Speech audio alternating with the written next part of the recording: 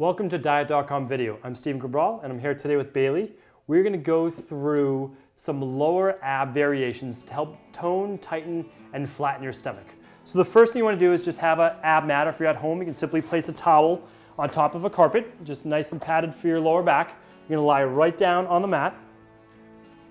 And then for some people where the lower back's a little bit of an issue, what I have them do is place their hands underneath their glutes, right under here. And what it does is just help that natural arch of the lower back to flatten out a little bit more. The second thing I do is right from the start is to point your toes away from you. So just basically away from your head. Now, there's going to be three different variations today. The first one we're going to start with is a reverse crunch. So this is typically where we start all of our new weight loss clients. Anyone with a history maybe of not exercising as much, or they're just kind of getting back into working out for the first time.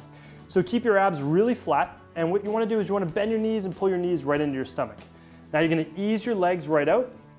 Okay, the closer you drop them to the ground, the harder it is. So when you're first starting out, you might only want to go right to there and then pull right back in. Now this is great for people with those lower back type strength issues because it means their abs aren't fully engaged enough to keep their spine locked in nice and tight. So what you can do is, I typically recommend anywhere from 12 to 20 repetitions, and essentially just what Bailey's doing, you're coming right in, not over rounding the lower back. So basically those hips go into what's called a posterior pelvic tilt, where you start to round out your lower back. You can come right back out, right down towards the floor, and then right back in. Good. Now let's put your legs down for a second. That's variation number one.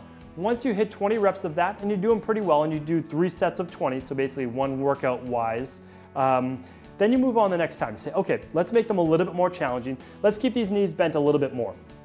Maybe, and this is basically a large angle with the legs. Now the tricky part is you don't want to bend or make a larger bend than this the entire time. So you keep a constant bend in the knees. You're going to lift your legs up, pull right to here, and then back down. So you want to keep your feet actually coming up a little bit higher, just like that, and then right back down. So what we're doing is we're getting closer to that straight leg variation of the leg lift. Good, right back up, keep the abs tight. Extend them just a little bit more, good, and round right back up, excellent. So you feel your abs staying nice and tight. You'll know that it's challenging for you, and then you're not ready to move to that next level if your back starts to arch a little bit and you can't keep your abs pulled in really tight. So just like you're doing, keep the legs a little bit straighter on the way up, because yours are bending almost to a right angle on the way up. So we just keep them just a little higher, perfect. Right back down. Let's do one more before we get to the last variation. Excellent, and down, nice job. So that's level number 2. And once you complete your reverse crunches, essentially, you can move on to the bent leg lifts. And the last part, a little unfair of me today since I'm having you do the hardest version after just doing 2 sets of the others. But what we're gonna do now is keep the knees straight. Okay, making sure not to overflex the quads and just lift right up like that. Great, breathe in. Exhale as you pull up for all the exercises. You breathe out when you need to use that effort and force. And right back up. Now let's do one incorrectly, where you come way up too far, too high. You can see how your back starts to really round, okay?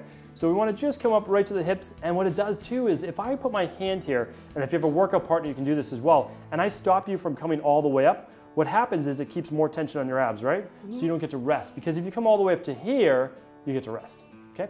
So let's keep those abs tight. Again, somewhere around the 12 to 20 rep mark is plenty. If it starts to get easy, I'll give you another variation at the very end that I'm just going to talk about. Let's just do 2 more reps. Breathe in, up, exhale. If it starts to get hard, remember, you can always bend your knees to get in those 12 to 20 reps. There you go, and it makes it that much easier, right? Excellent job, good. So those are 3 great variations to really target. Now again, when you work your abs, all of the abdominal muscles flex and really work. So don't think that this is just a lower ab exercise. The reason we call it more of a lower ab exercise is because the lower abs get to stretch on the way down, the eccentric motion when they're coming down all the way. So you work your way up when there's no back pain, when there's no abdominal pain, you can take your next workout to that next level. Now, eventually, leg lifts, even like this, at the very 3rd stage, the last stage, do get a little less challenging. When that happens, you can simply hold onto a bench and you can let your legs swing down below, parallel to the bench, and then right back up. Why? Because you get a greater stretch on the way down and it forces you to come up that much higher. So that's taking that to that next level. So hope you enjoyed today's video. We'll be back soon with more videos from Diet.com.